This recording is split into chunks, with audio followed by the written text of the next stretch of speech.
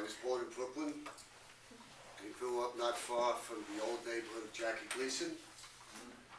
If you remember the set of Ralph Cramton and the Honeymooners, you'll have the picture. And looking back, it was a fabulous experience. I knew everybody, and everybody knew me and my family. We used to play stickball in the summertime, hockey in the winter, right in the street. The hockey, we didn't have $200 skates. We had old metal clunky skates with a key and a clamp on the top that would go over the top of your foot. You'd have your sneaker in the skate, tie that guy up, would hurt like crazy, and that was your hockey skates. And you never threw them out. When they wore out, you took them apart, screwed them to an old 2x4, got a milk box, and you had a scooter. Actually, you had two scooters because you had two skates.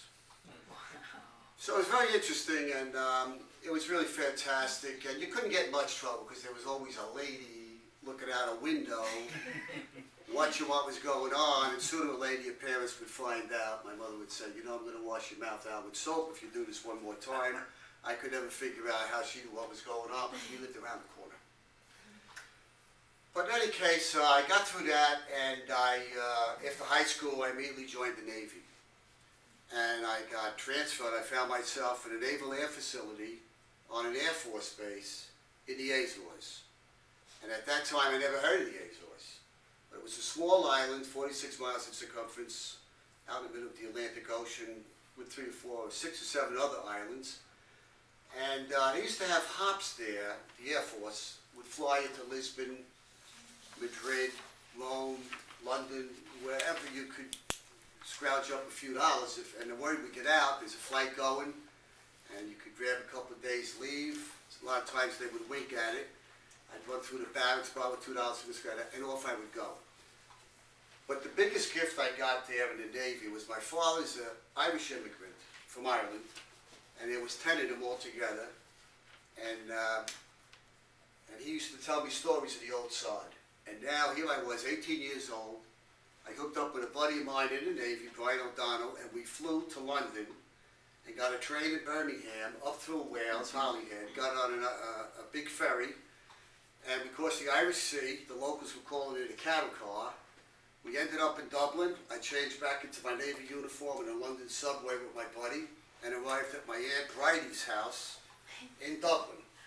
And then I had my cousin Fergus come down, picked us up, and he drove us up the countryside to Donegal. That was Islander 49 years ago. We slept with a hot water bottle to keep warm in the bed. It was in December when we got there. And then I met all my brothers. There was 4 here, and there was 6 over there, 6 brothers and sisters. I had the good fortune to meet all of them and to visit my father's house, where the 10 of them grew up, and was a small thatch roof cottage on a small farm. Absolutely incredible when I realized what an upbringing this guy had. You know, these are the fabulous, fabulous people. In any case, I left there. I was truly blessed. I got on a tin can, destroyer escort, and circumnavigated South America. And that was a great trip that we had there too. I was very lucky to do that. And I visited most of Europe when I was back in the Azores too. While I was in the Navy on the ship, I come home for one weekend. The ship was gone all the time. Come home for a weekend, and I took a walk-in test for the New York City Police Department. A short time after I got out of the Navy, I find myself 21 years old in a blue suit, really a rookie cop, working in 42nd Street, Times Square, between Broadway and 8th Avenue, probably one of the busiest streets in the world. And that was a fantastic experience. From there, we used to call it the armpit of the world in those days, 42nd Street. It was a zoo. It's much nicer today for tourists. You wouldn't have any idea transition in all those years what happened to 42nd Street.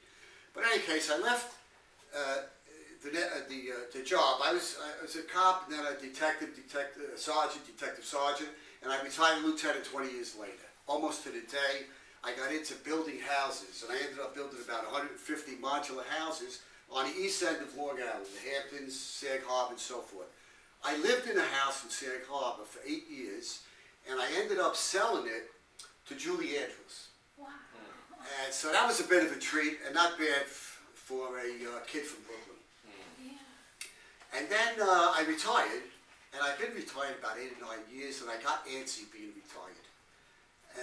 And something wasn't right. I ran into a buddy of mine, Gene Moynihan, from the police department. I hadn't seen him in 30 years. He was down in Punta Gorda visiting his ailing mother. He told me about the law of attraction, and so here I am, breaking the ice, and eagerly anticipating a lot more to come my way as a result of my association with all of you fellow Toastmasters.